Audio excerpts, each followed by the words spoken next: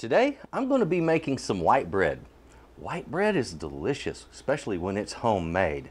Folks, here's something that I'm doing.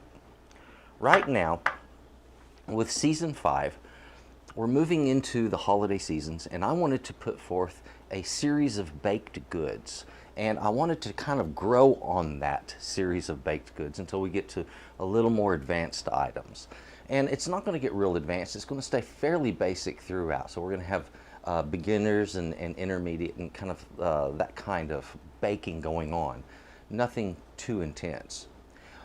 What I'm trying to do here is to get people who are not familiar with baking and cooking into having a series of set recipes and to have a method of moving forward with multiple recipes based on one recipe.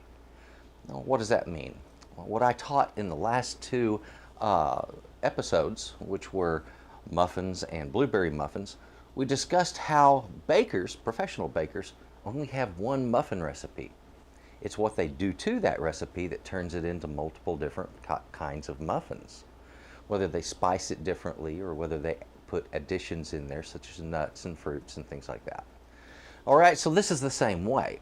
I want you to have a base recipe for white bread. That base recipe for white bread can be turned into a myriad of different things. All kinds of different rolls and breads and just different ways of presenting it that can be beautiful, and one recipe that is perfect for all of them. So this recipe, for instance, can be used as white bread or as, let's say, cinnamon rolls. And in fact, this very video that we're making today is going to be branched off, and the same dough is going to be used in another video for cinnamon rolls. So you might want to watch that also. This is very simple. This is white bread. It's delicious. Let's get in the kitchen and get busy making some delicious. Come on. Now folks, today we're going to be making this wonderful white bread, and the ingredients are simple. It's flour, milk. I have a little water added to the milk. There's some salt, sugar, butter that's melted, and yeast. Also, I want to mention this. When you're measuring your flour out, measure it into a sifter and sift that flour. For good white bread, it's best to sift it. Now folks, in order to make the dough for this recipe, you're going to have to first combine the liquid with 3 ingredients: your butter, sugar, and yeast. And I just do that in my mixing bowl. Now the salt I don't mix in immediately because salt and yeast, well, they don't get along. So you don't want too much salt all at once with the yeast. I'm sorry, I raised that other one for yeast. This is the yeast. That's the sugar.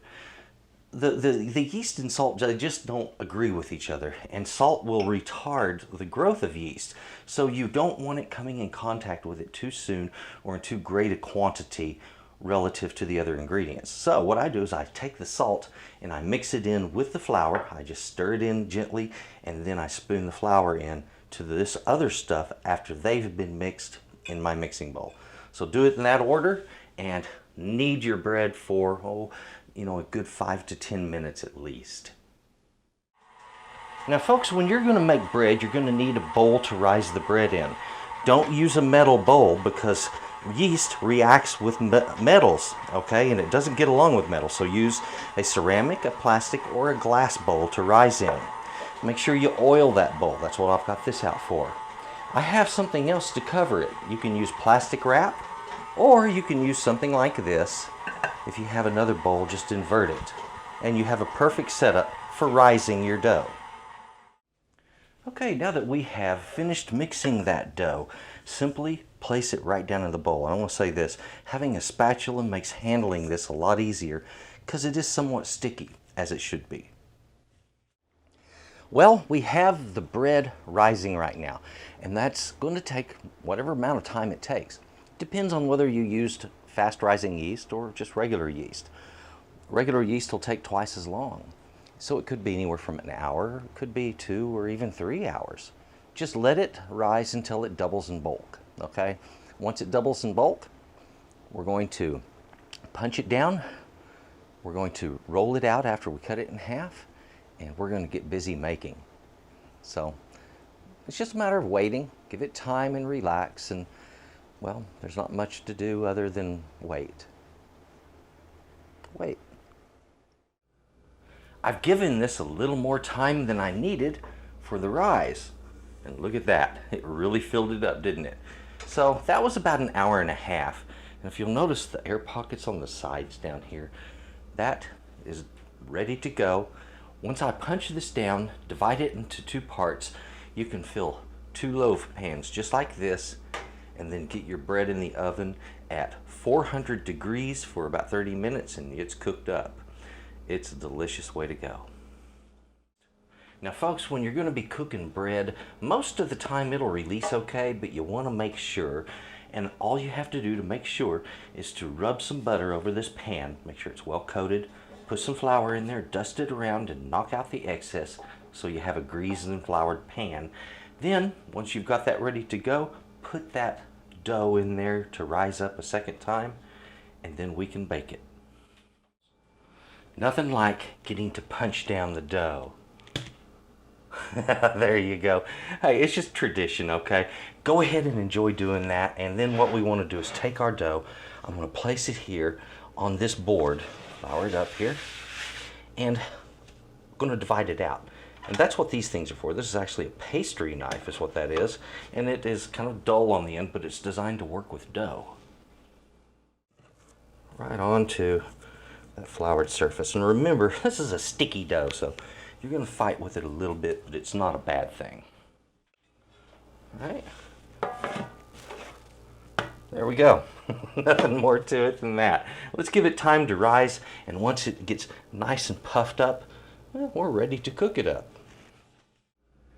Now that is in the pan, got some plastic on the top of it. I'm just going to give it some time to rise up and become the beautiful treat that we get to have.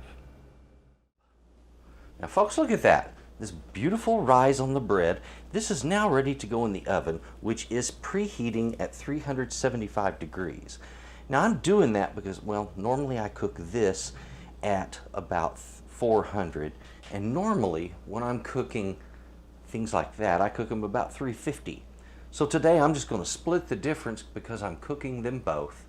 So this will be done at 375, and it's going to take about 30 minutes to 35 minutes probably.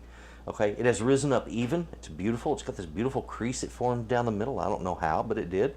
And I like it, so I'm looking forward to baking it. It's time for us to get this into the oven and do some baking. Oh, I like days like this. There we go.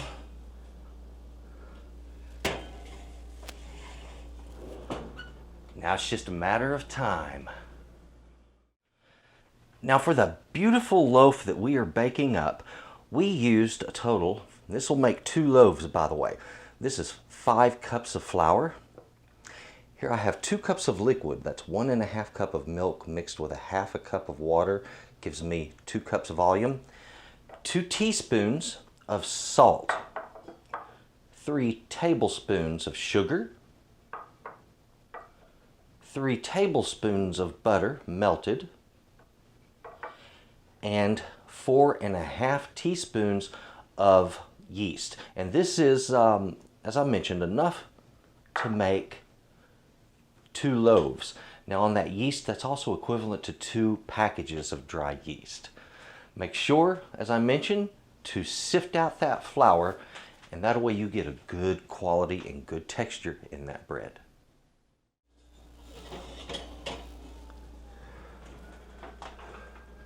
There it is, folks.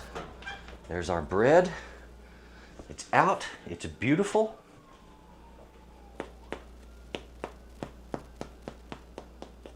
Yep, it's got a good sound to it. Now, give it some time to cool and look behind it. Look at the wonderful extra goodies that you can make with a white bread recipe. It's all about your creativity.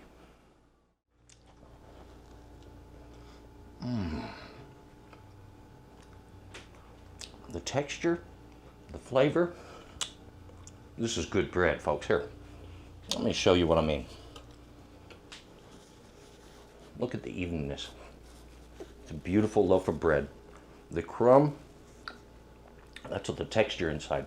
It's what we call it, the crumb. It's nice and even. It's what white bread should be. Pardon me. And it's everything that you should be looking for.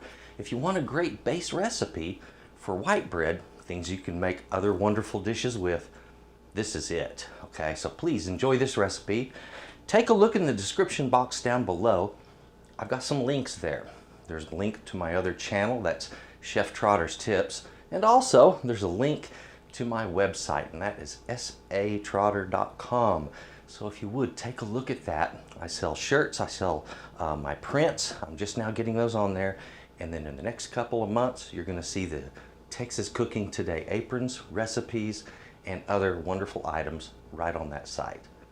Thank you very much for watching this, and folks, please have a good day and enjoy that bread. Mm. Mm-hmm.